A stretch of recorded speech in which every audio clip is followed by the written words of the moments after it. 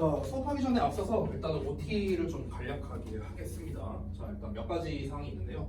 우선은 우리가 원래 화요일 날 같은 경우는 이제 우리 일산동고 이제 그 선배가 있어요. 그 선배랑 이제 같이 해갖고 이제 내가 개별 수업을 이제 원래 하는 날인데 그 선배가 공교롭게도 오늘 그 동아리 면접 때문에 못 온 거예요.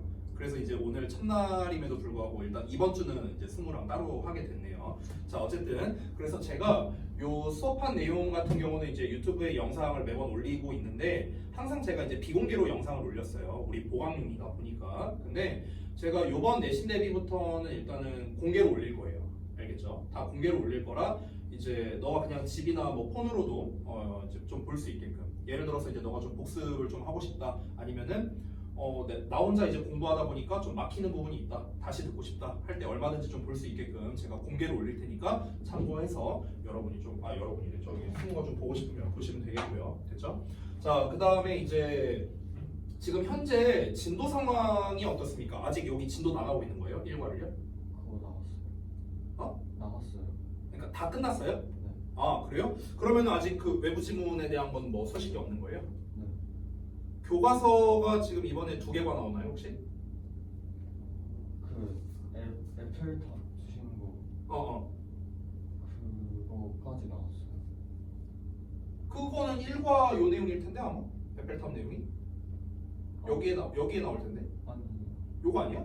그거 말고 1과 본문이 딱 있고 좀 뒤에 에펠탑 지문이 한 개 딱 나왔어요. 그러니까 그게 1과에 있는 거잖아요. 추가 리딩. 그러니까 1과예요. 1과에 속해 있는 거잖아. 그럼 1과지 뭐 2과에 속해 있는 게 아니잖아요. 1과에 속해 있는 거잖아. 네. 원래 그 고등교과서가 이제 그 교과서마다 차이는 있는데요. 본문 내용이 있고요. 뒤에 본문 외 추가 지문이 있는 그 출판사도 있어요. 근데 이제 승우과 같은 경우는 그 추가 지문이 있거든요. 리드모어가 있어요. 그거 말하는 것 같은데 지금 여기 1일 테스트에도 있지 않았어요? 그럼 1과지 그러면은 됐어요? 그러니까 제가 말하는 이제 1과 내용이라는 건 이제 그 전체 리드모어 포함한 내용을 말하는 거고, 그럼 이번엔 추가 리딩도 어쨌든 들어간다는 거네요. 그럼 시험 범위에 맞죠? 그러면 이제 지금 뭐 학교에서 뭐 알려주거나 이런 거는 전혀 없나 봐요. 그래요? 일단 알겠습니다. 그래서 이제 쌤이 뭐 전에도 한번 얘기를 했던 것 같은데 일단 내신 관련해서 뭔가가 이제 정보를 학교에서 말해주면은 저한테 꼭 말씀을 해주셔야 됩니다. 그래야 이제 제가 자료를 뭐 미리 준비하거나 할 수가 있어서 그래요. 그러니까 지금 백마가 이제 유일하게 너밖에 없는데 이제 너가 정보를 주지 않으면은 그럼 저는 뭐 어떻게 준비를 할 수가 없습니다. 그렇죠? 그래서 학교에서 뭐 외부 지문 프린트를 준다거나 아니면 어떤 출처를 알려주는 경우도 있어요. 그럼 그런 경우에 저한테 그 프린트를요 사진으로 찍어서 카톡으로 꼭 보내주세요. 그러니까 실물로 가져오는 것보다 사진으로 찍어서 보내는 게 저한테 훨씬 좋거든요. 그러면은 출처나 이런 거는 제가 알아서 다 조사를 할 거고 제가 알아서 자료를 다 만들 거예요. 근데 없으면 못 만듭니다. 당연한 얘기지만. 그래서 그 나오는 대로 저한테 바로바로 좀 이렇게 좀 주시면은 되겠다. 이 정도 말씀드리고 그 다음에 그 외적인 거는 뭐 제가 따로 말씀드릴 건 없을 것 같기 때문에 일단은 진도를 좀 바로 나가도록 하겠습니다. 질문 사항은 없을 거라 생각하고요. 자, 한번 볼 건데 일단은 우리가 고등교과서, 이 고등부 내신을 오늘 처음 시작하는 시점에서 고등부 교과서와 고등부 외부 지문을 어떻게 우리가 학습을 해야 되는가 그거에 대해서 좀 간략하게 말씀을 드릴 건데요. 일단 외부 지문 같은 경우는 외부 지문이 나오면 그때 가서 말씀드리고 일단 우리는 교과서를 할 차례이기 때문에 교과서 학습에 대해서 먼저 말씀드리도록 하겠습니다. 자, 이건 뭐 쓰진 않아도 돼요. 자, 뭐 사실 교과서도 그렇고 외부 지문도 그렇고 일단 내신 대비잖아요. 내신 대비의 포인트는 뭐냐면요. 디테일이거든요. 디테일. 생명이 디테일이에요. 왜 그러냐면 내신 대비라는 건 정해져 있는 범위에서 시험이 나오는 겁니다. 맞죠? 모의고사는 정해진 범위가 아니잖아요. 그래서 모의고사는 나의 기본적인 영어 실력이 중요한 거라고 본다면 내신 대비 같은 경우는 나의 기본 실력과 더불어서 얼마나 내가 세세하게 공부를 했는가, 얼마나 깊이 있게 공부를 했는가를 따지는 시험이라고 보면 됩니다. 그러다 보니까 내신 대비는요, 고등부 내신 대비는 여기에 있는 지문을 내가 다 해석할 줄 안다 쳐볼게. 예를 들어서 교과서 다 해석할 줄 알고 외부 지문 다 해석할 줄 알고 뭔 내용인지 다 알아. 뭐 단어도 다 알아. 그러면 한 5, 60점 정도 나옵니다. 아니 선생님 해석이 다 됐는데 왜 5, 60점밖에 안 나와요? 해석 테스트가 아니잖아요. 시험. 해석 시험이 아니잖아. 해석은요 기본이에요. 기본. 해석은 기본이고요. 우리가 본문 해석이 다 돼. 이게 해석이 다 돼. 근데 아래 보기가 나올 거 아닙니까? 그렇죠? 근데 보기가 해석이 안 돼. 그럼 문제를 어떻게 풀 거예요? 안 그래요? 그렇기 때문에 이 해석이 된다라는 거는 기본값이고 이 보기 부분이 해석이 안 돼서 틀리는 경우가 굉장히 많아요. 그래서 제가 이 평상시에도 기본 실력을 계속해서 강조했던 이유가 뭐냐? 왜 기본 실력이 안 되면 내신 때 결과가 안 나오는가? 얘 때문에 그런 거야. 얘 때문에. 이 보기에 대한 해석 때문에. 됐어요? 그래서 제가 이 보기에 대한 이 보기는 내는 사람 마음이잖아요. 이거는요. 그렇기 때문에 이 내신에 대한 보기는요 사실상 예측이 불가능합니다. 왜냐하면 출제자 마음이기 때문에. 그러면은 우리 입장에서는 대비를 할 때 어떤 식으로 최대한 할 거냐면요, 최대한 보기에 나올 가능성이 높은 단어를 외워야 될 거 아니에요. 그렇죠? 그러면 우리가 적어도 단어를 알면은 그걸 기반으로 해석을 어느 정도는 할 수 있을 테니까 단어 정도만 알아도. 그래서 그걸 일명 유의어라고 칭하는데요. 그래서 교과서 같은 경우는 보통 유의어를 활용하는 경우는 많지 않아요. 교과서는요. 그러니까 교과서 같은 경우는 교과서에 있는 내용만 알아도 우리가 대부분은 해결되는 경우가 많습니다. 그런데 외부 지문 모의고사 같은 경우는요 유의어를 활용하는 경우가 굉장히 많습니다. 그냥 사실상 유의어 파티라고 보시면 돼요. 그렇기 때문에 외부 지문이 본격적으로 나오는 시점부터는요 제가 유의어 단어장을 따로 만들어서 드릴 거예요. 유의어 단어장. 오케이? 그러니까 기본 단어장이 있고 유의어 단어장을 따로 줄 겁니다. 그래서 이 두 개를 다 시험 봐야 돼. 알겠죠? 유의어는 결국 뭐 때문이다? 얘 때문에 그런 거예요. 알겠니? 자, 그래서 요거는 뭐 잠깐 말씀드린 거고, 어쨌든 교과서가 됐든 외부 지문이 됐든 내신의 포인트는 뭐다? 디테일이다 라는 거를 다시 한번 말씀드립니다. 그래서 우리가 해석이 됐든 어법이 됐든 영작이 됐든 그냥 아주 살짝 틀릴 수도 있거든요. 이렇게 우리가 뭐 풀거나 하다 보면요. 근데 아니 뭐 이 정도 틀린 거는 괜찮지 하면 안 돼요. 내신은요. 내신은 그렇게 하면 안 됩니다. 내신은요. 토시 하나 틀리면 그냥 틀리는 거예요. 학교에서 시험을 낼 때. 우리가 예를 들어서 서술형 문제를 풉니다. 영작하는 거야. 영작을 쭉 했어. 여기까지 내가 썼어. 근데 여기서 딱 한 단어 틀렸어. 나머지 다 맞고. 그냥 나가는 거예요. 그냥 5점 나가는 거라고요. 됐어요? 그래서 내신은 다시 한번 말합니다. 디테일이 생명입니다. 디테일. 토시 하나라도 틀리면 안 될 정도로 우리가 아주 정밀하게 학습을 해야 된다라는 거예요. 그래서 이 정도는 맞지 않나? 라고 생각하는 게 있다면요. 그거는 그냥 내려놓고 완벽하게 학습한다라고 좀 생각을 하시면 좋겠습니다. 아시겠죠? 자, 그러면은 이 교과서에 대한 특징을 좀 말씀드리도록 하겠습니다. 자, 우리가 고등 교과서 같은 경우는요. 중등부 때 봤던 교과서에 비해서 분량이 적게는 한 1.5배, 많게는 3배 정도가 됩니다. 분량 자체가. 이번에도 너가 학교에서 진도를 나가봐서 알겠지만 상당히 길거든요, 본문이. 그죠? 그래서 이 본문 자체가 엄청 길기 때문에 거꾸로 이 본문 전체적인 내용에 대해서는 문제를 잘 안 냅니다. 그러니까 무슨 말이냐면요. 본문 전체 내용이 지금 여기에서 보면은요. 글의 전개 방식 해갖고 무슨 뭐 자기불구하니 어쩌니 막 이런 얘기 나오잖아. 뭐 밴드웨건 효과니 뭐 이런 것들 나오잖아. 지금 보시면요. 그러면은 밴드웨건 효과가 뭐냐, 자기불구화가 뭐냐, 뭐 이런 핵심적인 개념 정도는 중요하겠지만 글 전체적인, 즉 주제가 뭐냐, 제목이 뭐냐 이런 문제 있죠. 이런 문제는요 교과서에서는 잘 선호되는 문제는 아니라는 거예요. 교과서에서는요. 물론 낼 수 있어요. 다시 한번 말하지만 내신 시험은요 내는 사람 마음이에요. 내는 사람 마음이라 얘가 이 선생님이 제목을 낼 수도 있고요, 아니면 뭐 어법을 낼 수도 있고요, 일치를 낼 수도 있고 그냥 내는 사람 마음입니다. 근데 제가 말하고자 하는 건 가능성의 영역이에요. 가능성의 영역. 가능성적인 측면으로 봤을 때는 교과서에서는 일단 선호되는 유형이 있어요. 선호 유형. 교과서에서 선호하는 유형은요. 보통 세부적인 것과 그리고 흐름에 관련된 것, 이 두 가지를 보통 선호합니다.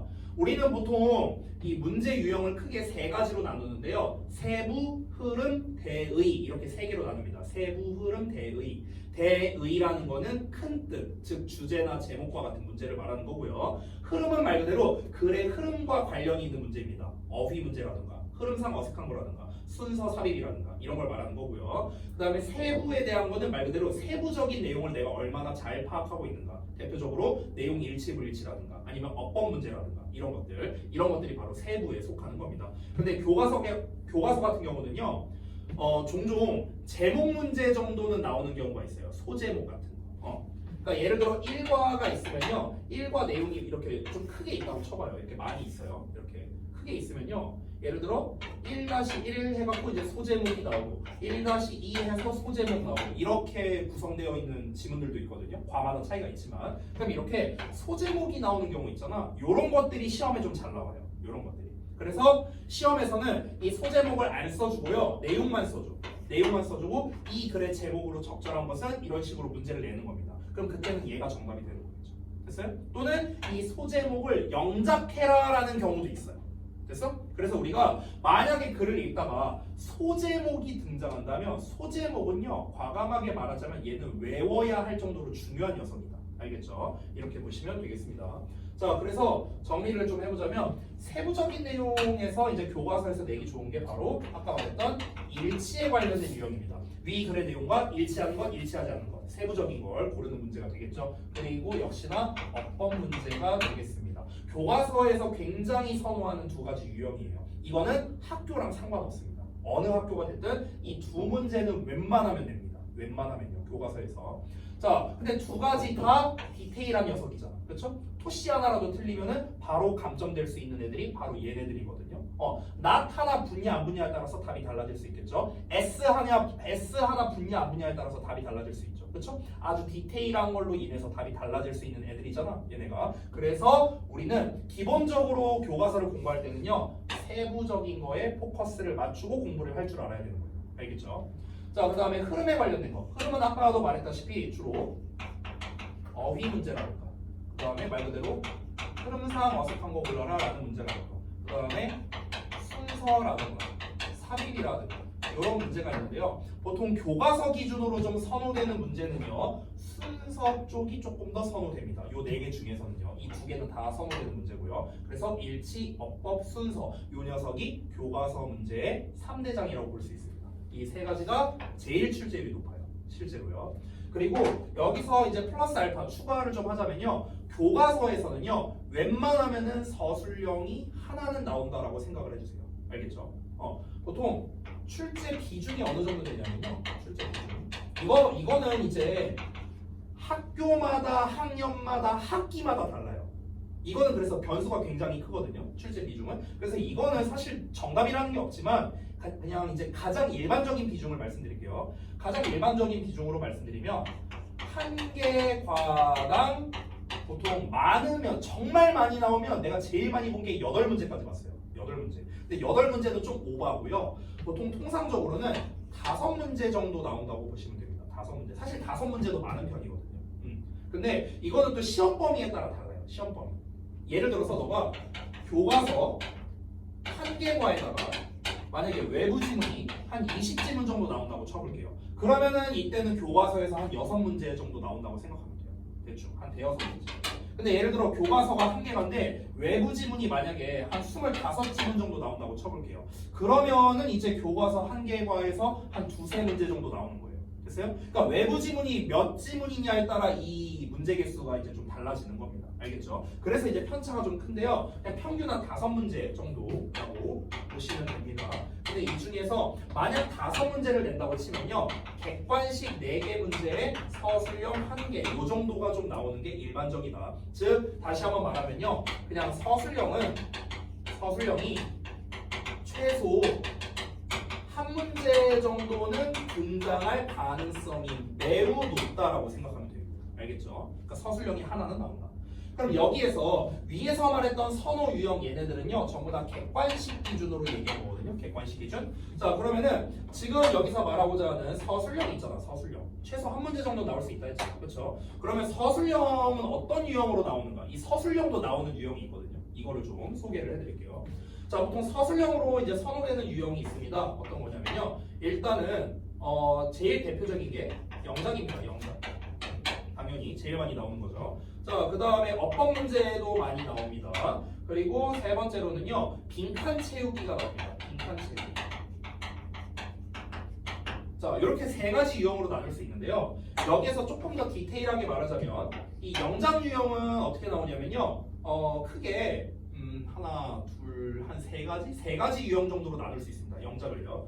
첫 번째는 우리가 일일 테스트에서 예전에 봤었던 요약형 영작입니다. 요약형. 글을 주고 요약하는 방식. 근데 일단 내 그 교과서에서는 그렇게 선호되진 않아요. 요약은요. 그래서 교과서에서는 조금 선호도가 떨어지고요. 그 다음에 우리가 가장 대표적으로 알고 있는 한글 주고 난 다음에 이제 영작하는 거 있죠. 이거는 좀 잘 나오는 편입니다. 자, 그 다음에 뭐 한글 없이 영작을 나오는 경우도 있어요. 한글 없어. 본문 나오고 그냥 빈칸만 뚫려 있어. 빈칸만 뚫려 있고 이 빈칸 영작해라 이렇게 나오는 경우도 있습니다. 아니 선생님 한글이 없는데 이걸 어떻게 영작해요? 보기 단어를 줘요. 보기 단어를. 보기에 단어를 다 줍니다. 다 주고 이거 갖다가 잘 배열해서 이 내용에 알맞게끔 영작해라 이렇게 내는 경우가 있습니다. 배열 영작이야. 배열 영작. 요거는 그래도 좀 잘 나오는 편이 되겠고요. 자, 그 다음에 세 번째는요. 질문에 대한 답변 쓰기 유형이 있습니다. 그래서 서술형에서 질문을 줍니다. 영어로 뭐 이렇게 질문을 줘요. 그러면 이거에 대해서 답변을 쓰는 거예요. 됐어요? 이게 세 번째 유형이 됩니다. 자, 요약형 영작은 그 교과서에서는 별로 안 나오지만 이 한글 주고 영작이나 또는 빈칸 영작이나 아니면 질문에 대한 답변 쓰기 이런 거는 좀 교과서에서 잘 나오는 유형입니다. 자, 그 다음에 어법 같은 경우는 간단합니다. 어법 밑줄을 쳐놔요. 본문에서 한 6, 7개 칩니다. 밑줄을. 5개가 아니라 6, 7개 밑줄을 쳐. 그래서 A, B, C, D, E, F, G 한 다음에 이 중에서 어법상 틀린 게 2개 있어. 찾아서 고쳐 써라. 이런 식의 문제를 냅니다. 됐어요? 그래서 고쳐 쓰기 문제야. 고쳐 쓰기 문제. 자, 그 다음에 빈칸 채우기는 뭐냐면요. 대부분 얘는 요약형 빈칸 채우기입니다. 요약이 여기에서 나와요. 영작은 잘 안 나와. 교과서에서는. 근데 표 형식의 그러니까 표 형식의 요약이야. 표 형식의 요약. 이게 굉장히 잘 나오는데 표 형식의 요약은 뭐냐면요. 지문이 나옵니다. 지문 나오고 이거는 이제 요약하는 건데 요약문 자체가 표로 나와 있어요. 이렇게 표로 돼 있어. 그래서 표에 빈칸이 이렇게 뚫려 있습니다. 뭐 이런 식으로.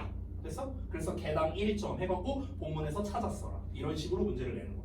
되니? 이게 이제 역시나 빈칸 채우기 서술형으로 많이 나오는 유형이다. 자, 그래서 여기까지 말씀드린 거는요. 가장 보편적인 교과서에서 많이 나오는 유형들을 정리한 겁니다. 오케이? 자, 그러면은 우리가 기본적으로 선호되는 유형을 알면은요. 어떤 거에 초점을 맞춰서 학습해야 되는지도 가닥이 잡힙니다. 그러면 우리는 학습을 어떻게 해야 될까요?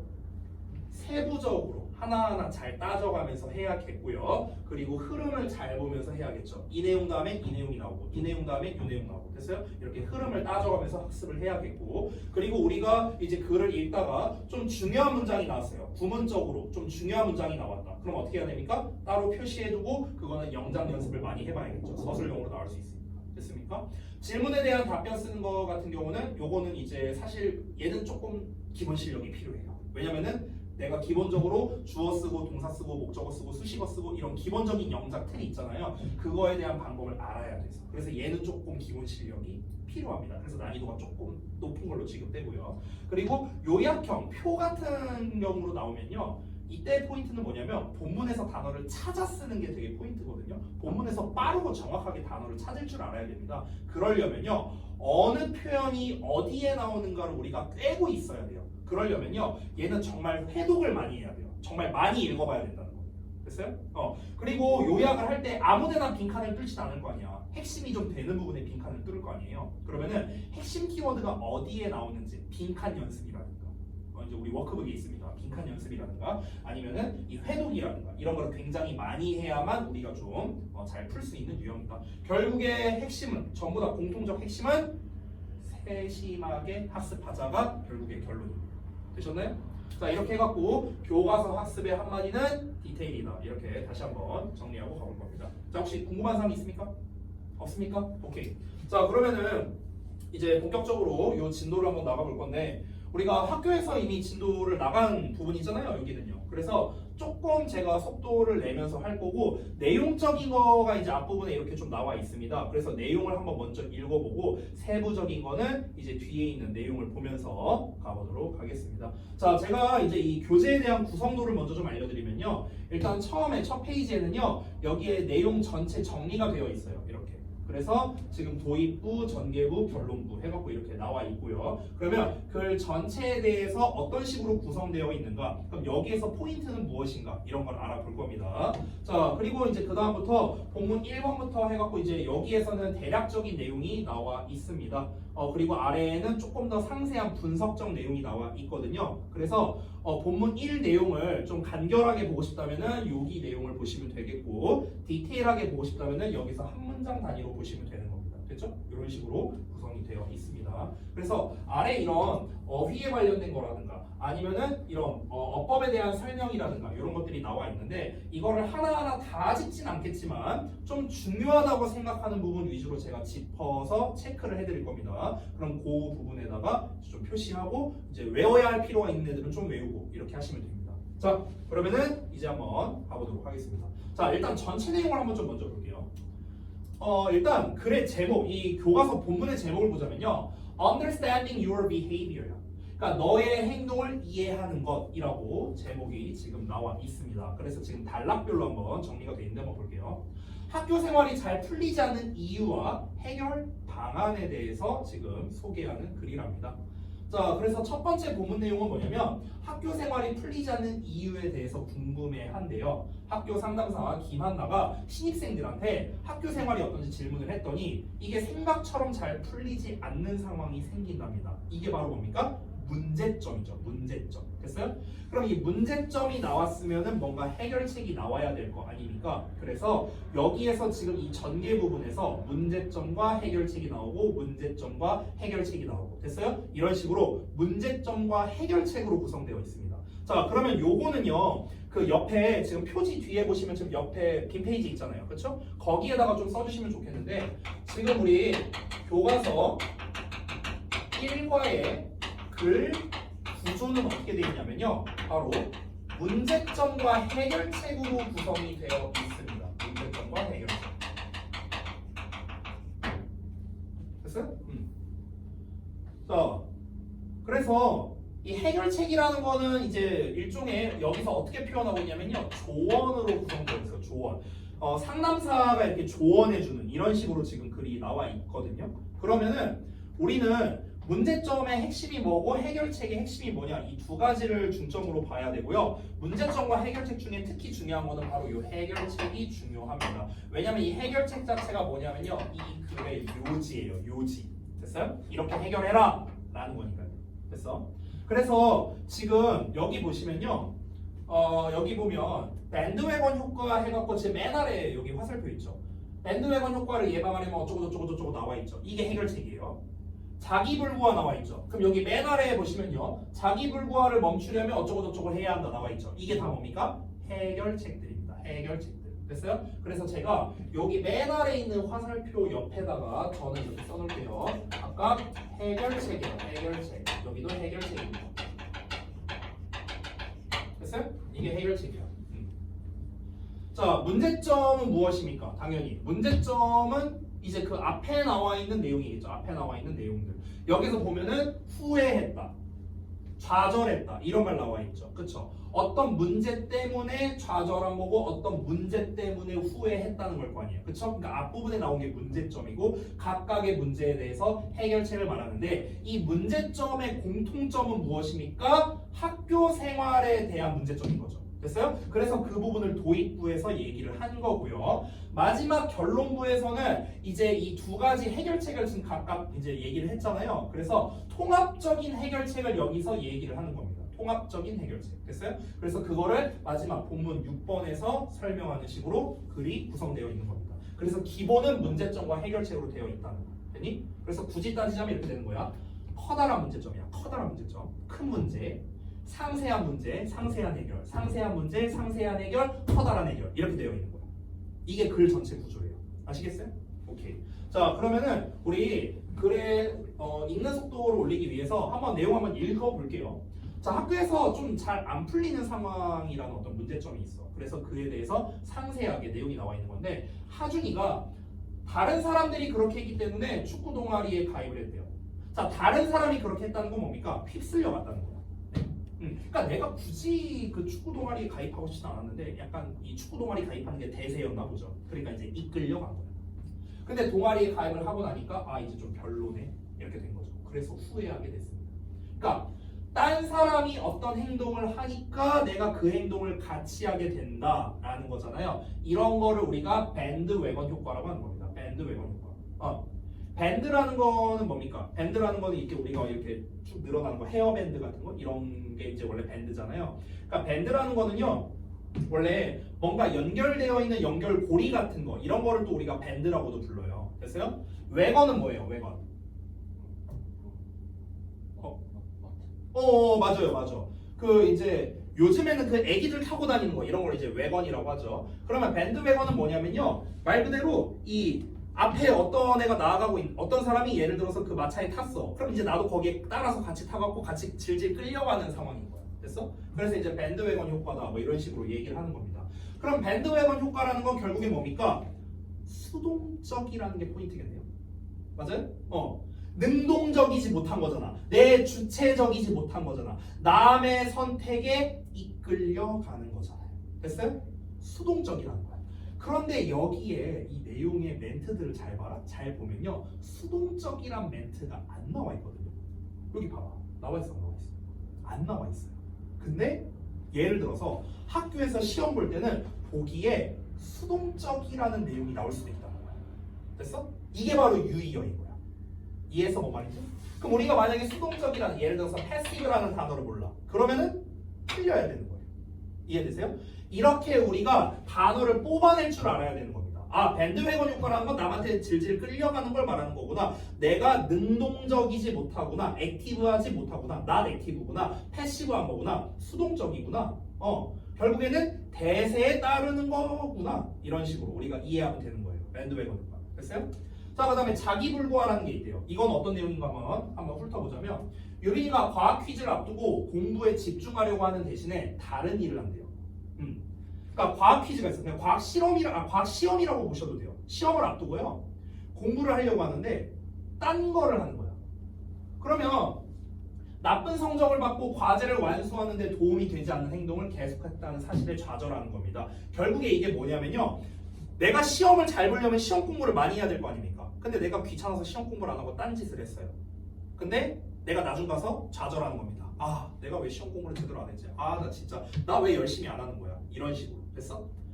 즉, 사람들은요, 과제를 잘 수행할 자신감이 없을 때 뭔가 스스로 방해가 되는 장애물을 만들 수가 있다는 거예요. 그러니까 이게 무슨 말이냐면은, 내가 영어에 자신이 없어. 그래서 내가 영어를 자신이 없으면 원래 영어를 그만큼 많이 해야 될 거 아니에요. 그래야 실력이 늘 거 아니야. 근데 자신이 없으니까, 그러니까 안 해버려요. 안 해버리고 그냥 딴 걸 하는 겁니다. 게임을 하든 딴 공부를 하든 이렇게 되는 거예요. 됐어? 이런 거를 우리가 자기불구화라고 하는 겁니다. 셀프 핸디캐핑이라고 하는데, 핸디캡이란 건 뭡니까? 이게 불구로 만든다는 거예요. 불구로. 됐어요? 그러니까 자기가 자기 스스로를 좀 더 이제 깎아내리는 작업인 거죠. 이런 걸 우리가 자기불구화라고 해요. 됐어요? 그러니까 내가 실력이 모자라면은 이거를 더 열심히 집중을 해갖고 이제 우리가 실력을 키워야 되는데, 실력이 모자라다 보니까 안 해버리는 거야. 내가 어차피 못하는 거니까 뭐 이런 식으로 해버리는 거죠. 이런 식으로 처리하면 어떻게 되겠어요? 계속 못하겠죠. 근데 못한 상태로 내가 멘탈이 건강하면 상관없는데 멘탈도 깨지는 거야. 아, 난 왜 이렇게 못하지? 이렇게 돼버리는 거야. 됐어? 그러니까 악순환이 되는 거죠. 이게 바로 자기불구화예요. 그럼 자기불구화에 대한 문제점이 지금 나온 거죠. 그럼 어떻게 해결을 해라? 과정에 집중하래요. 과정. 근데 이거 진짜 중요한 말이거든요. 실제로도. 제가 실제로 학생들한테 얘기해줬던 내용이기도 한데요. 자, 그래서 결론 부분을 한번 같이 읽어보자면, 자, 부정적인 감정을 극복할 수 있는 자신만의 방법을 찾는 게 중요하다라는 좀 커다란 해결책을 말한 겁니다. 자, 아까 커다란 문제점이 뭐였습니까? 학교 생활이 잘 안 풀려. 어떻게 하면 학교 생활이 좀 잘 풀릴까? 이런 고민을 해. 그러면은 어떤 이제 내가 나쁜 생각이 들 수 있잖아. 아까도 후회했다고 하고 여기에서 좌절했다고 막 이런 내용 나왔잖아. 그럼 이런 부정적인 감정이 들었을 때 어떻게 하는 게 좋을까? 자신만의 방법을 찾는 게 되게 중요하다는 거야. 누구나 힘든 시기가 있을 거 아니에요. 그러니까 그거를 어떻게 우리가 부정적인 감정을 극복할 수 있는가? 이게 정해진 방법이 있는 게 아니잖아. 그래서 자기만의 방법을 잘 찾아봐라. 이러면서 마무리가 되는 겁니다. 자기만의 방법을 어떻게 찾는데 그건 안 나와 있어. 그건 안 나와 있어. 근데 자기만의 방법을 잘 찾아봐라. 이러면서 이제 조언하면서 마무리가 되는 게 전체적인 글이 되는 겁니다. 됐죠? 요거는 뭐 밴드웨건 효과에 대해서 아주 자세하게 나온 건데 이런 거는 별로 중요하진 않아요. 그냥 배경 지식입니다. 배경 지식. 됐죠? 자, 그래서 그냥 참고로 보시면 되겠습니다. 자, 쿼드란트는 우리가 다 읽어봤죠? 그러면 이제 세부적인 거를 한번 가보도록 하겠습니다. 자, 세부적인 거 할 때는요. 저는 그냥 필기를 위해서 여기다가 하면은 필기가 조금 하기가 어려울 것 같아요. 여기 좀 칸이 좁다 보니까. 그래서 그냥 한 줄 단위로 나온 거 여기가 필기하기가 좀 좋으니까 그냥 저는 여기 보면서 할게요. 알겠죠? 자, 한번 가보겠습니다. Hello, first year students. 안녕하세요, 1학년 학생 여러분들. I'm your school counselor, 한나 김. 저는 여러분의 학교 카운셀러, 상담사인 김한나입니다. How is your new school life? 당신의 새로운 학교 생활은 어떻습니까? You may have experienced a situation where things didn't go as you expected at school. 자, 요 문장에서 지금 요 세 개 표현에 체크되어 있는데 딱 세 개가 중요하거든요. 중요한 거 지금 딱 세 개를 지금 여기서 설명하고 있네요. 말씀드려 보겠습니다. 첫 번째, may have pp 하고 나왔습니다. 여기 아래 나와 있다시피 조동사의 have pp예요. 자, 그냥 한마디로 말하겠습니다. 자, 조동사 have pp는요, 과거 표현입니다. 이게 제일 중요해요. 과거 표현. 됐어요? 자, 그래서 may는 뭐뭐일지도 모른다인데 may have pp니까 뭐뭐 했을지도 모른다입니다. 했을지도 모른다. 그러면은 may have experienced니까 경험했을지도 모른다. 이렇게 생각하면 되는 거야. 괜히 과거야, 과거. 이렇게 생각하면 편합니다. 자, 상황을 경험했을지도 모르는데 어떤 상황이냐면 관계부사 where가 이렇게 수식을 하는 거죠. 자, 여기서의 where는요, 우리가 전치사의 관계대명사 in which라는 형태로도 바꿔 쓸 수 있습니다. 자, 우리 situation이라는 거는 상황이잖아. 근데 우리가 흔히 관계사에 대해서 배울 때는요, 관계사가 관계부사 있죠. 관계부사 배울 때는 where 앞에는 보통 장소에 관련된 게 나온다고 배우잖아요. 그렇죠? 근데 situation은 장소가 아니잖아. 상황이잖아. 그렇죠? 근데 where를 쓸 수 있는가? 이 관계부사 where라는 녀석은요, 정말 범용적인 녀석이에요. 이 녀석은요, 관계부사에서 가장 범용적이거든요. 그러니까 가장 넓게 사용할 수 있다는 뜻입니다. 그래서 실질적이고 물리적인 장소뿐만 아니라 앞에 선행사로서 선행사 자리에 뭐가 나올 수도 있냐면요, 진짜 우리가 알고 있는 장소도 나올 수 있지만 어떤 상황이라든가 어떤 사례라든가 이런 것들도 나올 수 있습니다. 이 관계부사 where의 경우 말하는 거예요. 관계부사 where의 경우. 알겠죠? 그래서 situation이라는 상황도 충분히 나올 수 있습니다. situation이 나올 수도 있고요. 아니면 an example, 어떤 예시가 나올 수도 있고요. case, 사례가 나올 수도 있고요. 됐어요? 그러니까 where 앞에는 장소, 상황, 사례 다 나올 수 있다라는 거. 추상적인 장소라 생각하면 돼요. 추상적 장소. 자, 그리고 우리가 관계부사 이거를 전치사의 관계대명사로 바꿀 수 있다 이렇게 썼죠. 그래서 이 두 개는 전부 다 뒤에 완전한 형태의 문장이 나온다라는 점, 요거를 좀 짚어줄게요. 그래서 뒤를 보시면 things didn't go 해갖고 주어 나오고 didn't go 동사 이 형식의 완전한 문장이 나온 겁니다. 여기서 한 가지를 더 첨언하자면 이 things라는 녀석은요, 것들이라고 해석하면 좀 어색하거든요. 그래서 이 things는요, 어떤 상황이라고 해석해도 됩니다. 상황. 그러니까 얘 자체가 situation의 뜻이 있어요. 얘 자체가. 자, 그럼 다시 한번 보겠습니다. 상황들이 didn't go, 가지 않는데 상황이 가지 않는 상황이야. 굳이 직역을 하자면. 근데 그러면 좀 어색하니까 자, 뭔가 흘러가지 않는 상황 뭐 이런 식으로 해석해도 됩니다. 약간 의역하자면요. 여기서의 as는 뭐뭐 하는 대로야. 뭐뭐 하는 대로, 뭐뭐 하듯이 이렇게 해석되거든. You expected at school이니까 학교에서 너가 예상한 대로. 학교에서 너가 예상한 대로 흘러가지 않는 그런 상황을 너는 경험했을지도 모른다. 이런 말인 겁니다. 괜히 어퍼 포인트가 좀 많이 나왔거든요. 이 두 개가 어퍼 포인트니까 이거 좀 잘 보도록 하십시오. 특히 where, in이치로 바꿀 수 있다는 거 이런 게 딱 고1 시험에서 잘 나옵니다. 알겠니? 자, 네. as 이렇게 나오면 뭐라고 해석해야 될지 어떻게 알아요? 그거는 문맥에 따라 달라요.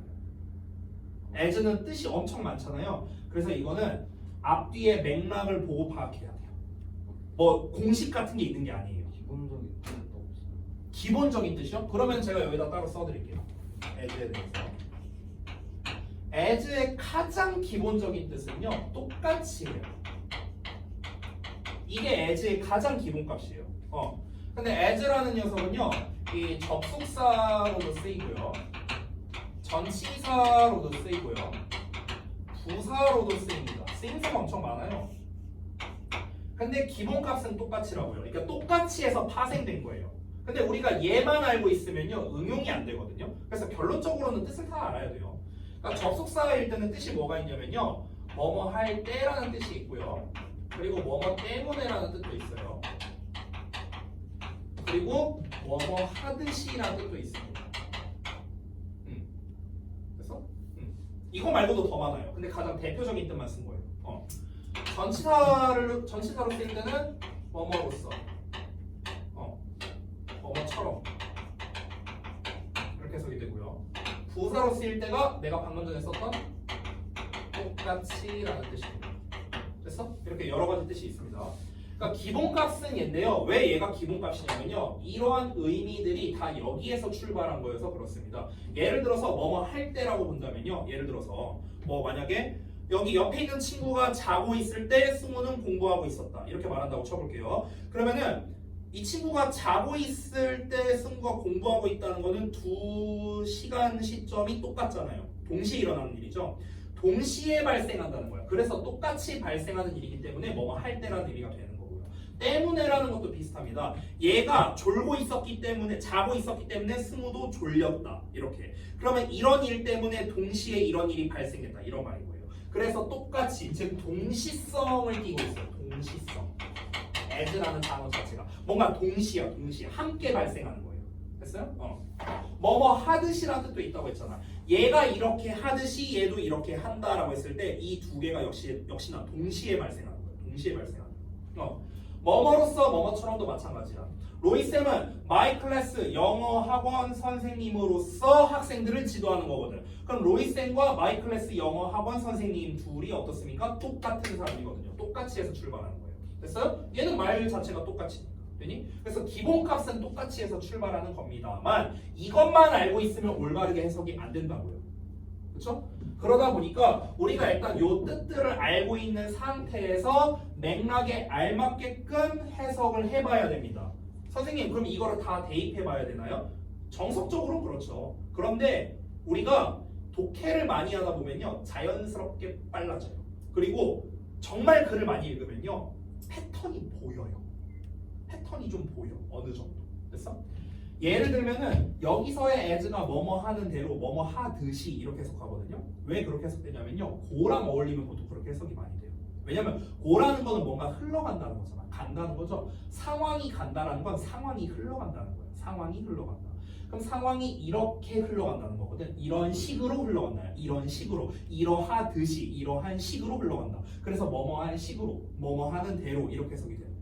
되니? 그러니까 이런 패턴을 근데 하나하나 어떻게 우리가 다 합니까? 무한대인데요, 사실상. 그러니까 많이 보다 보면 자연스럽게 익혀진다. 대신에 자연스럽게 익혀지려면 이 정도 뜻은 알고 있어야 익혀지겠죠. 되니?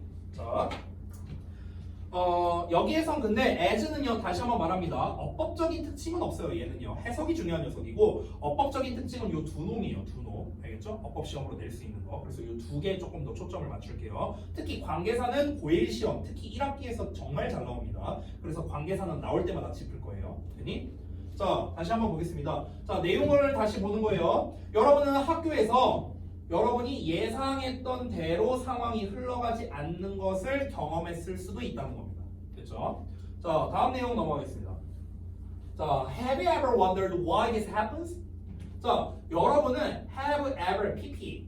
자, 뭐뭐 해본 적이 있느냐? 궁금해 해본 적이 있습니까? 왜 이러한 일이 발생하는지를 궁금해 본 적이 있습니까? 이렇게 나왔어요. 자, 이러한 일이라는 거는 뭐냐면은 앞 내용을 말하는 겁니다. 앞 내용이 뭡니까?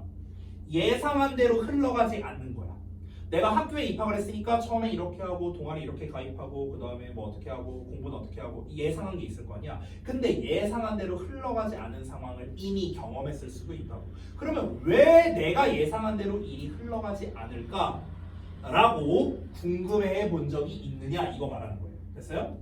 자, let's take a look at the following two cases. 자, let's take a look at 하면은 우리 살펴보자. 자, 이 following은 그냥 한 단어로 말하면 next예요, next. 그래서 다음에 두 가지 사례를 한번 살펴보자 이러면서 시작하는 겁니다. 자, 보통 이렇게 도입부 같은 경우는요, 그다지 이렇게 중요하게 다뤄지는 경우는 없어요. 짧잖아요. 그렇죠? 그래서 이 도입부와 이 뒤에 나오는 요 본문 내용 있죠? 여기랑 이렇게 합쳐서 시험 문제 내는 경우가 많습니다. 알겠죠? 근데 여기 중간중간 보시면은 짤막하게 나와 있는 이런 이제 팝업 퀴즈 같은 게 있어요. 이런 거 TF라든가 이런 거는요 한번 직접 다 해보시기 바랍니다. 내용 파악하는 연습으로 할 수 있으니까. 게다가 제가 교과서는 디테일이 생명이라 했고 일치가 잘 나온다 했어요. 알겠죠? 자, 그래서 이어서 한번 리딩을 보겠습니다.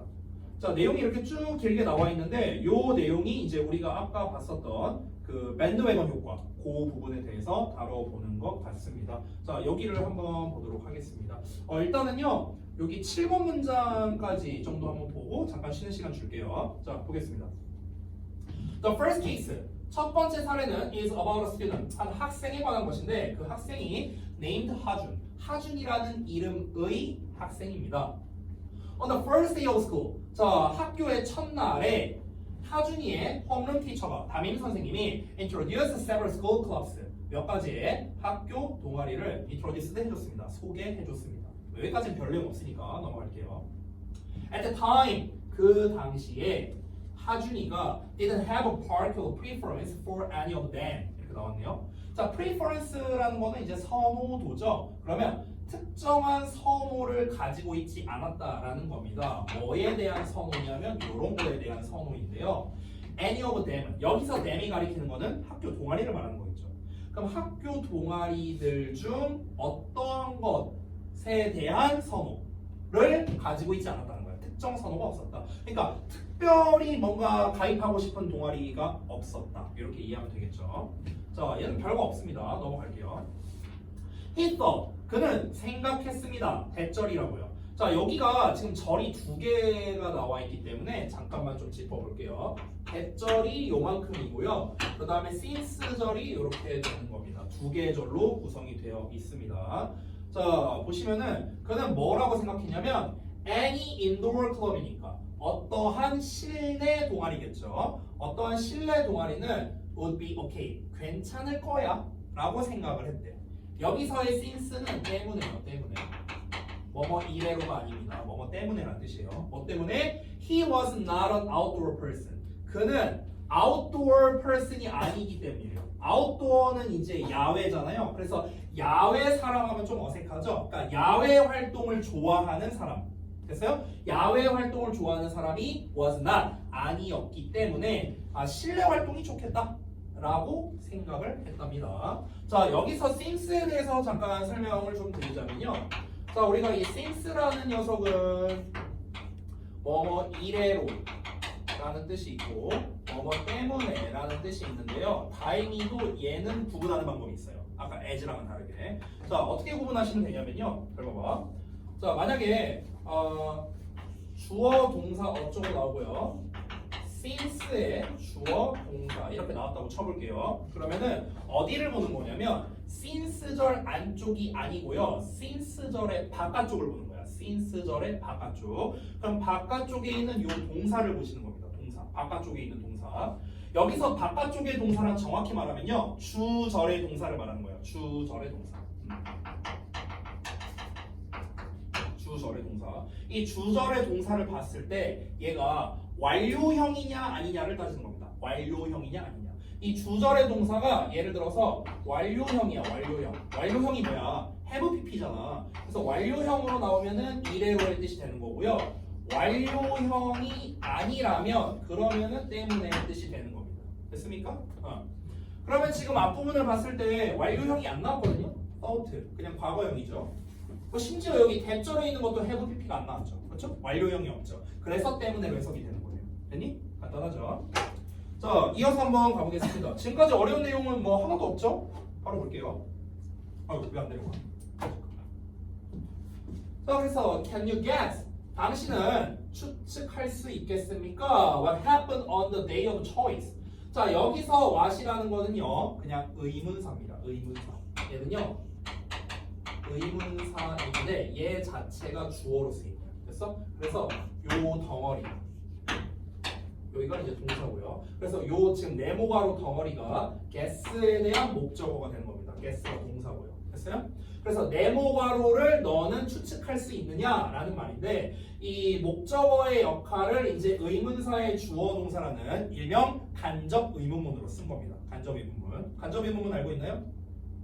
그래서 의문사의 주어. 의문사이자 동시에 얘가 주어인 거야. 그래서 의문사, 주어, 동사로 나온 겁니다. 그래서 간접 의문문은 명사절이기 때문에 목적어절의 역할을 하고 있는 거죠. 해석해보자면 너는 추측할 수 있느냐? 네모가로를 무슨 일이 주어니까 있는 이가 붙인 거야. 무슨 일이 발생했는지를 on the day 그날에 of choice 선택하는 그날에 이렇게 되는 거죠. 선택의 그날에 무슨 일이 발생했는지 너는 추측할 수 있느냐? 우리가 일반적으로 추측한다면 얘는 실내활동을 좋아하는 친구니까 그럼 실내활동 동아리를 택했구나 라고 생각을 하겠죠. He joined the soccer club. 축구 동아리에 가입했대요. 왜 그랬을까? What made him choose soccer? 자, 여기서 이제 made가 나왔죠. 짧은 문장이지만 중요한 거죠. 뭡니까? 사역동사입니다. 사역동사. 뒤에 나와 있는 힘이 목적어고요. 그래서 여기에 choose soccer 여기가 이제 목적격 보어가 되는 거죠. 자, 우리가 잘 알다시피 사역동사 같은 경우는 이제 목적격 보어 자리에 어디 갔냐? 사역동사는 목적격 보어 자리에 동사 원형이 나타나는 거. 요게 포인트죠? 그럼 직역을 하자면 무엇이 그를 축구를 선택하게 만들었는가? 이런 말이거든요. 근데 이거 우리가 보통 what made라고 나오면요. 이렇게 사역동사 made, make를 쓰면서 what made하고 나오면 why의 의미라고 생각하면 돼요. why의 의미. 그러니까 무슨 말이냐면 잘 봐봐. 대체 무엇이 그가 축구를 선택하게 만들었느냐 이 말이잖아. 뭐가 그를 축구를 선택하게 만들었어? 걔는 왜 축구를 선택했어? 똑같은 말이죠. 됐어? 그러니까 이거는 사실상 왜랑 똑같은 말이에요. 왜 그런 거야? 이거랑 같은 말입니다. 자, 넘어갈게요. 사실 어법에서는 사역동사 자체는 중요하지만 문장이 너무 짧아요.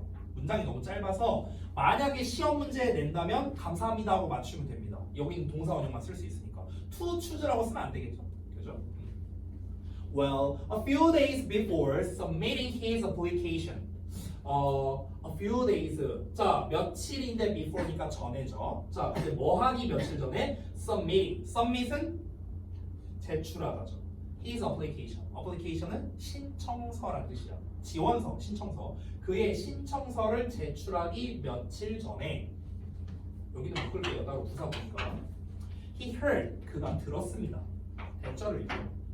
자, 대절이 이렇게 나왔는데 지금 요 문장 있죠. 여기 he heard that 하고 나온 요 대절 문장 있죠. 지금 제가 네모가로 친 부분. 이 네모가로 친 부분은 제가 별표를 좀 할게요. 왜냐면은 영작 같은 걸로 내기가 좋고 어법으로도 내기가 나쁘지 않아서 제가 체크를 했습니다. 자, 여기 설명을 좀 해야 되니까 요 설명을 좀 하고 쉬는 시간 드릴게요. 자, 보겠습니다. 봐봐.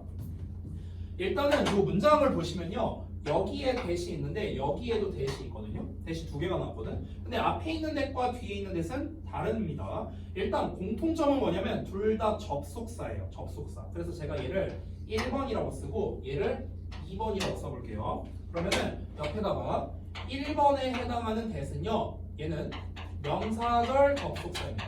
명사절 접속사 대시입니다. 그래서 우리가 해석할 때는 뭐뭐라는 것 이렇게 하면 되겠죠. 또는 뭐뭐라는 사실 뭐 이렇게 해석하죠. 그렇죠? 명사절이니까 당연히 주, 목, 보 역할을 할 거고 여기에서는 목적어 역할을 하고 있죠? heard에 대한 목적어 역할을 하고 있습니다. 자, 근데 2번에 해당하는 저 녀석은요. 우리가 결과를 나타내는 결과의 부사절 접속사입니다. 결과를 나타내기 때문에 우리말로 해석하면요. 그래서예요. 그래서. 근데 이렇게만 보면은 우리가 잘 와닿지 않는데 우리한테 좀 익숙한 형태가 바로 그 유명한 so that 구조가 되는 거죠. so that 구조. 그래서 사실은 2번에 나와 있는 that은 앞에 있는 so와 같이 연결해서 봐야 되는 녀석입니다. 그러니 저 so that 부분 같은 경우가 영작으로 되게 잘 나오는 녀석 중 하나거든요. 그래서 제가 별표로 표시한 겁니다. 이 별표가 의미하는 건 뭐냐면 영작 말하는 거예요. 영작. 알겠죠? 자, 그 다음에 이제 하나씩 좀 보도록 할게요. 여기에서 이제 제가 또 체크한 이유가 뭐냐면요. 어법 하나 좀 볼게요. 어법. 여기 word 있죠, word. 여기는 이제 어법으로 이제 낼 수가 있는데요. 어법주의라고 쓸게요. 어법주의. 자, 어떤 점이 어법주의냐면요. w어라는 녀석이 was 쓸래, were 쓸래 이런 문제로 낼 수가 있습니다. 요 놈의 주어가 누구냐면요. 얘예요, 얘. 여기를 제가 동사로 체크하면요. 여기 half of his classmates 이렇게 나와 있죠. 이 부분. 이 부분이 이제 주어가 되는 건데 정확하게 말하면요. half가 주어가 아니고요. 여기 his classmates 있죠. 얘가 주어예요. 얘가.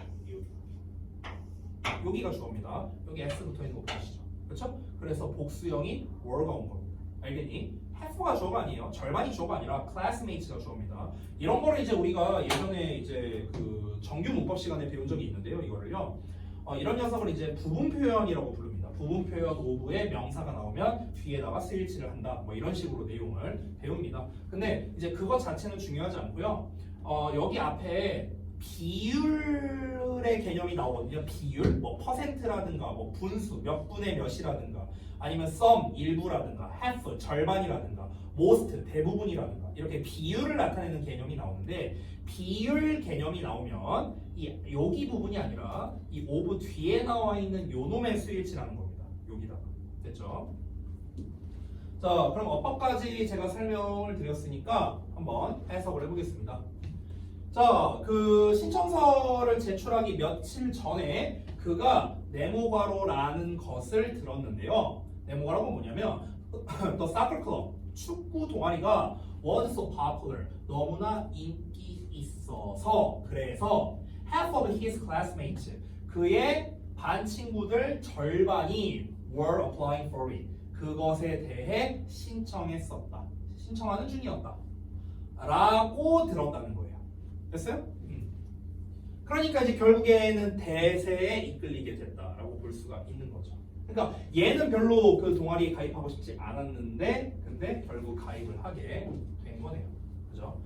한 김에 9번까지는 해야겠다. 9번, 10번까지 있으니까 9번까지만 할게요. 9번까지만. 자, 봐봐. This made him think that the soccer club was something special. 자, 여기도 어법 포인트 정도 나와 있는데 여기 또 나왔습니다. 사역동사. 목적어, 여기 동사 원형 나온 거 좀 잘 봐주세요. 알겠죠? 여기도 어법 주의하셔야 됩니다. 이것이 만들었습니다. 그가 생각하도록, 하준이가 생각하도록, 뭘 생각하도록? 네모괄호를 생각하도록. 네모괄호가 뭔데요?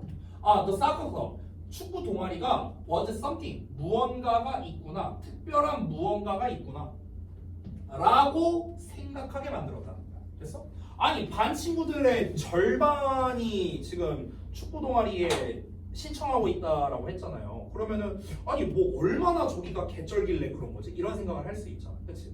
그러니까 결국 요거 지금 요 9번 문장을 통해서 우리가 알 수 있는 거는 이 하준이의 좀 성격을 간접적으로 알 수 있는 거죠. 그렇죠? 좀 약간 소심하고 그리고 좀 대세에 좀 잘 휩쓸리고 좀 이런 성격이라는 걸 우리가 대략적으로 알 수 있다. 그래서 요 부분을 통해서 우리가 이 하준의 성격이 좀 수동적이고 소심하구나 라는 거를 우리가 간접적으로 알 수 있는 대목이었습니다.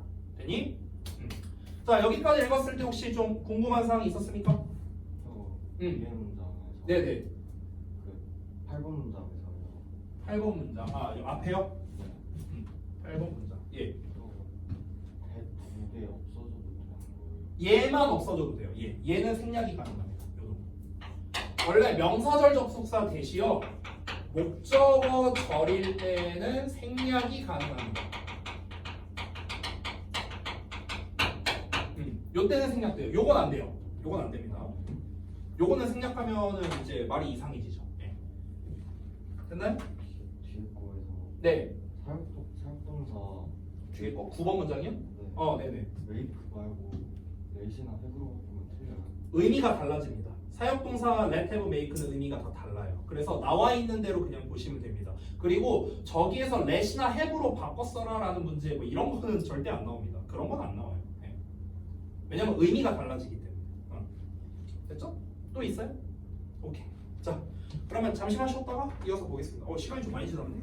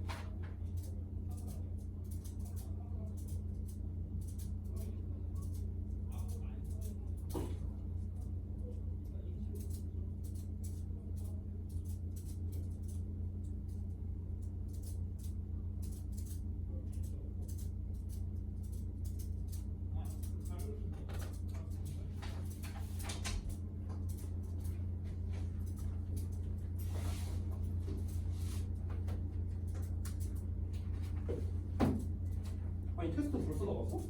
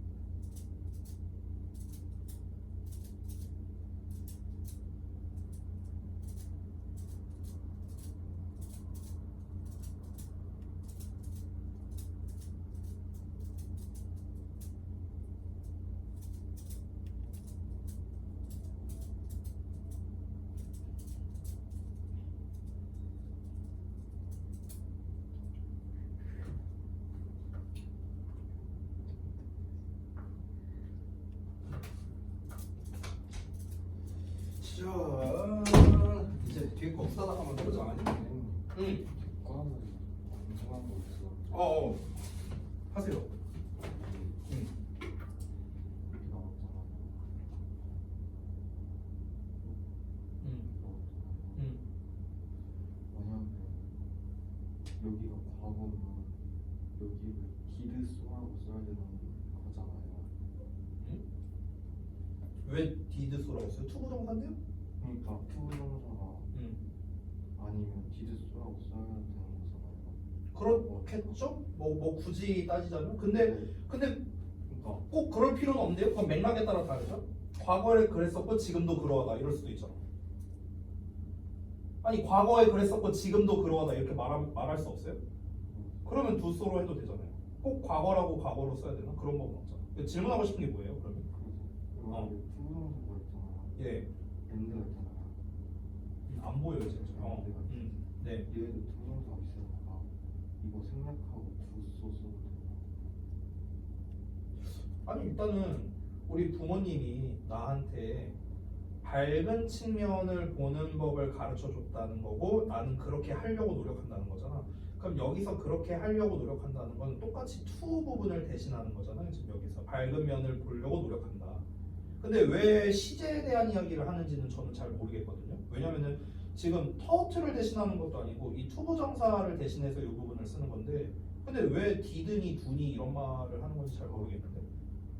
선생님이 TV에서 문제를 보여주시고 그냥 여기가 현재면 do so 쓰고 투정사 쓰고 과거 시제 나오면 did 쓰면 된다고 하고 넘어갔거든요. 그거는 이제 뭘 대신하냐에 따라 다른 거예요. 그러니까 너무 지금 단순하게 받아들였는데 뭘 대신하냐에 따라 다른 거예요. 뭘 대신하냐. 그러니까 봐봐. 그러니까 여기에서는요.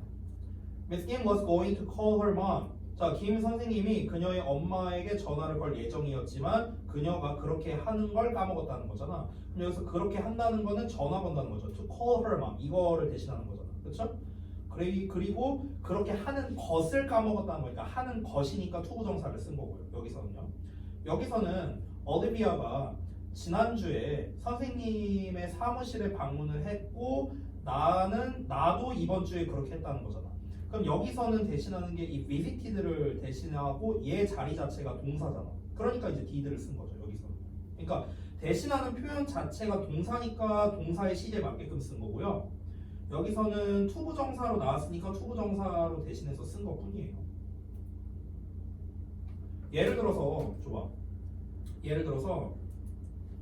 이렇게 나왔다고 쳐볼게요. 이게 did so가 아니라고 쳐볼게요. 만약에 이걸 말을 좀 바꿔볼게요. 네가 말한 대로 올리비아가 지난주에 선생님의 사무실에 방문했었어. 그리고 내가 여기서 만약에 try로 한번 써볼게요. 내가 이번 주에 방문을 하려고 내가 이번 주에 그렇게 하려고 노력했다. 이걸 한번 써볼게요. 그럼 이때는요, I tried to do so 이렇게도 쓸 수 있어요. 그러니까 대신하는 형태가 뭐냐가 중요한 거예요. 대신하는 형태가 뭐냐. 여기서 do so가 가리킨 건 뭐겠어요? 얘겠죠, 뭐. 예. 됐어? 근데 얘가 과거형이라고 해서 얘도 과거형으로 쓰느냐? 그럴 필요가 없는 거죠. 대신하는 형태 자체가 투부정사로 대신하고 있으니까 do so로 쓰면 된다는 거죠. 근데 이거는 좀 이제 여기까지 알 필요는 없고 학교에서 설명을 한 거는 이제 단순하게 visited라는 과거형을 대신하고 있으니까 과거형으로 이제 대동사를 쓴 거고 여기선 투부정사를 대신하는 건데 얘가 투부정사로 나왔으니까 똑같이 to로 쓴 거고 이렇게 설명한 거겠죠 뭐. 됐어? 그렇게 따지면 여기도 보시면 to learn이라고 돼 있지만 여기선 to가 아니라 can do로 지금 그러니까 조동사를 쓴 거잖아. 그러니까 당연히 동사 원형을 써야죠. 그렇죠? 여기서 to visit his grandparents라고 나왔으니까 여기서 to do so로 쓴 거고. 그러니까 대신하는 형태가 투부정사냐 조동사냐 뭐 이런 거에 따라 달라지는 거지 앞에 나와 있는 거가 중요한 건 아니에요.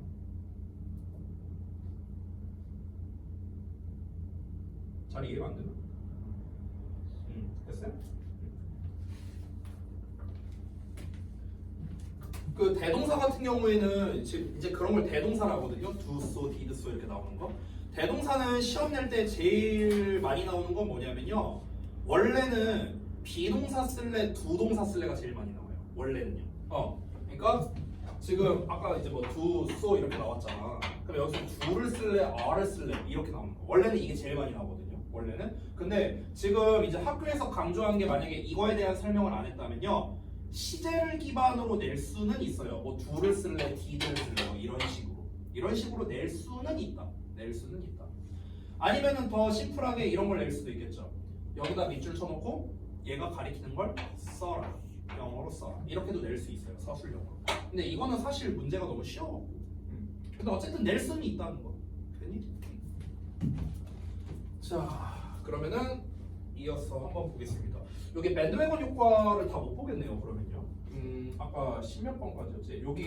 여기까지만 볼게요. 11번까지만 보고요. 시간이 남을지 모르겠는데 지금 17분이라 시간이 남는다면은 아까 했던 그 1일 테스트나 또 질문 같은 거 좀 받아주도록 하겠습니다. 여기서 설명할 게 좀 많이 있을 것 같네요. 가보겠습니다. With this in mind, 요거는 이제 그 with 분사구문이라는 놈인데 일단 해석을 먼저 하고 이따 설명해 드릴게요. 이것을 마음에 둔 채로 그는 sign up for 하면은 신청하다는 뜻이에요. 아까 apply랑 같은 뜻입니다. apply for. sign up for 그는 신청했습니다. The soccer club. 그래서 그 축구 동아리에 신청을 했습니다. Just because 그저 뭐 때문에 others did so. 여기 딱 나왔네. 다른 사람들이 그렇게 했기 때문에. 그렇게 했다라는 거는 뭘 했다는 겁니까? 다른 사람들이 신청했기 때문에 sign up for the soccer club 이걸 말하는 거겠죠. 됐어요? 자, 이 부분을 좀 잠깐 설명드리면 여기에 with 어쩌고가 이제 좀 이렇게 길게 나와 있죠. 요거를 이제 우리가 with 분사구문이라고 부릅니다. with 분사구문. 여기 좀 지울게요. 자, 최대한 짧게 설명드리면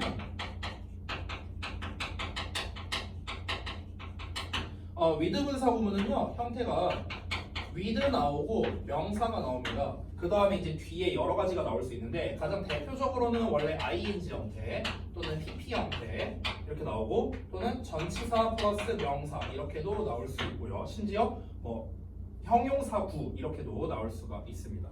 또는 뭐 부사 같은 게 나올 수도 있고요. 일단 요 정도만 쓸게요. 가장 대표적인 형태니까. 자, 그래서 해석을 어떻게 하느냐?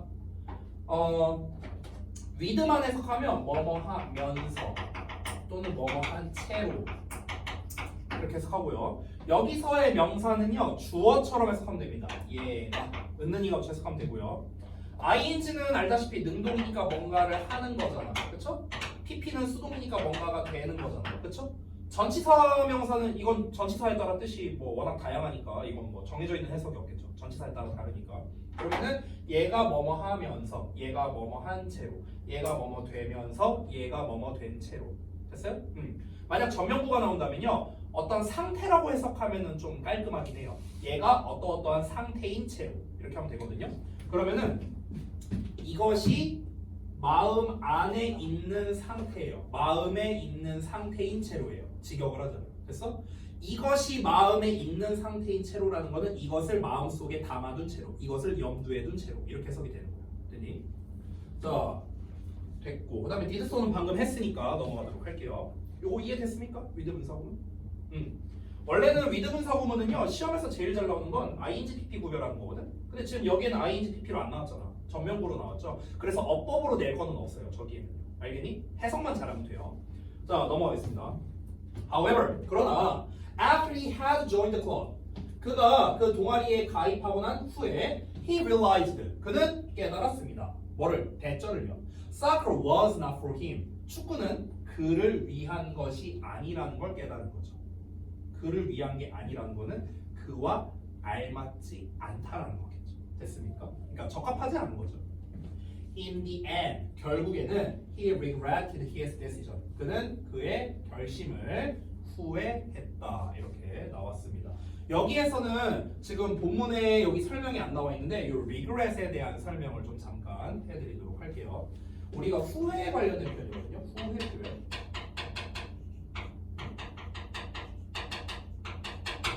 이 후회 표현을 이제 보통 두 가지로 우리가 쓰는데요. 이게 그 일치 문제라든가 이런 거에서 보기로 나올 수 있기 때문에 설명을 하는 겁니다. 자, 일단 말 그대로 regret이라는 단어 자체가 후회하다잖아. 근데 뒤에 ing형이 나오거든요. ing형. 동명사예요, 동명사. 여기서 ing는 동명사. 그럼 regret에 ing를 쓰면 우리가 해석을 어떻게 하냐면요. 뭐뭐 했던 것을 후회하다라고 해석합니다. 뭐 했던 것을 후회하다. 됐어? 투부정사 쓰면 참고로 뜻이 달라집니다. 이거 뭐 참고로 알려드린 건데 만약에 투동사 원형을 쓰면요 뭐뭐 하게 되어 유감이다라고 해석을 합니다. 뭐뭐 하게 되어 유감이다. 그러니까 뜻이 달라요. 알겠죠? 지금 이 본문 버전으로 말하면은 regret의 ing가 나와야 됩니다. 그러면 본문에서는 지금 regret ing를 안 썼거든요. 본문에서는 그냥 regretted his decision 이렇게 썼어요. 그러면 어떻게 쓸 수도 있을까? 이 decision을요 decide로 한번 바꿔볼게요. 동사로 decide라고 이렇게 만약 바꾼다 치면은 동사 두 개 나오니까 틀렸을 거 아니야. 그럼 어떻게 써야 돼? deciding이라고 써야 되는 거야. deciding. 됐어? 그가 결정한 거. 됐어? 또는 여기서 deciding이 아니라 choosing이라고 쓸 수도 있겠죠. choosing, 선택한 것. 됐어요? 그가 선택했던 것을 후회했다. 뭐 이렇게도 표현할 수 있겠네요. 됐어요? 그래서 뭐뭐 했던 걸 후회한다고 할 때는요 ing형을 쓰는 거예요. 됐니? 이게 첫 번째. 자, 또 후회에 관련된 표현을 하나 또 보여드리도록 하겠습니다. 뭐가 있냐면요. 바로 이 조동사 should를 활용하는 게 있습니다. should. 그래서 should에 have pp를 쓰는 거야. 아까 전에 우리가 초반부를 읽었을 때요. 조동사에 have pp 나오면 쌤이 뭐라고 했었죠? 아까 했잖아. 아까. 조동사에 have pp 나오면 과거라고 했잖아. 그럼 should는 뭐뭐 해야 한다는 뜻인데 should have pp면 뭐뭐 했어야 한다는 뜻이거든요. 뭐뭐 했어야 한다.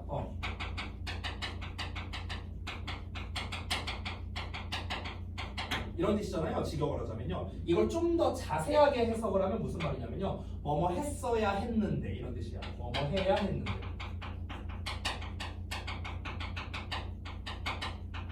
그렇죠. 이런 뜻이거든. 뭐뭐 해야 했는데. 그럼 이건 실제로는 안 했다는 거거든. 됐어요? 그래서 얘는 뭐냐면 과거에 후회를 표현하는 방식인 거예요. 됐어? 그러면 지금 하준이 이게 이 교과서 문제를 어떻게 내기도 하냐면요. 이렇게 내기도 하거든요. 잘 봐봐. 지금 글은 어떻게 나와 있냐면요. 하준이가 이랬습니다, 저랬습니다, 그랬습니다 하면서 쭉 이렇게 나와요. 즉 이런 버전을 우리가 산문체라고 하죠. 산문체. 산문으로 나와 있는데 이 산문체를 어떻게 바꾸냐면요. 대화체로 바꾸는 거예요. 대화체로. 예를 들어서 대화체로 바꿔. 그럼 이제 그 카운셀러인 김한나랑 하준이랑 둘이 막 대화하는 식으로 글을 아예 바꿔버리는 거야. 이해돼? 그러니까 이런 식으로 변형해서 내기도 한다고. 됐어?